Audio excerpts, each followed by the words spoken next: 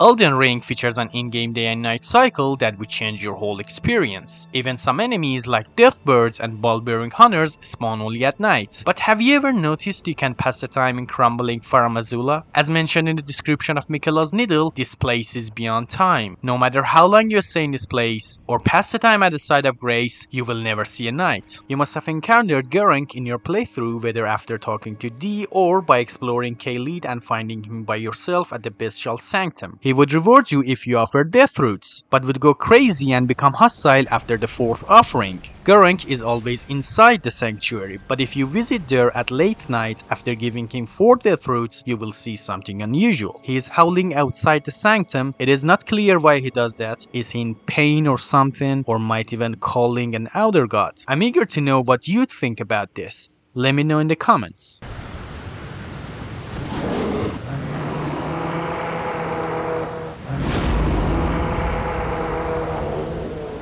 This guy is called Ensha. He just leans against the wall next to Gideon's room, and unlike most of the NPCs in this game, you can never talk to him. There's no interaction at all, but suddenly when you get back to the roundtable hall, he tries to kill you. Have you ever thought about this? Why does he do that? Gideon Ofnir, the all-knowing, is behind this. He is Ensha's master and is desperate for the secret medallion to get to the Halak tree. As soon as you get the right part of that medallion from the Albanuric village in Liurnia of the Lakes, he sends Ensha to kill you. Once you talk to him after defeating Ensha, he makes an apology but says he was not aware of Ensha's intentions and now he's gone and you should move on. You know, now we guess Gideon might be the true villain of this game. There are a total of 7 wandering mausoleums in this game, but if you notice, they are not all the same. 5 of them have a bell and 2 of them don't. Monuments with bells will duplicate any boss remembrance, but monuments without bells, which can be found just in Liurnia of the Lakes, will only duplicate the remembrance of a non-shard bearer boss. Shard bearers are the demigods and Godric.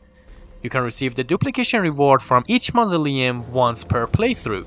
Speaking of the mausoleums, these creatures actually sleep. Right before the morning, in the late night time, they just slow down and sleep. It is weird, but happens. From Software has a history of putting non-hostile enemies in their games. In Elden Ring, they did the same. I guess most of you know that in Leyndell you can find a dog that doesn't want to attack you. This good boy won't hurt you unless you hurt him. Then he will be the same as the other dogs. You might think this is the most harmless foe in the game, but there are even more harmless enemies. In a world where even goats try to kill you, the Albanurics who sit peacefully in the caves of Morgwyn Palace won't even fight back. No matter how many times you hit them or even kill one of their friends, they will never hit back. There are a couple of underground areas in Elden Ring which usually you need to use some magical lift or even lay in a coffin to access. But for Deathroot Depths, there is a much more normal way to go there by torrent. Deep down the subterranean shunning grounds, after killing Moog the Omen by a hidden path behind a chest, you would reach an area that leads to the 3 fingers. Here, you just need to make some easy jumps.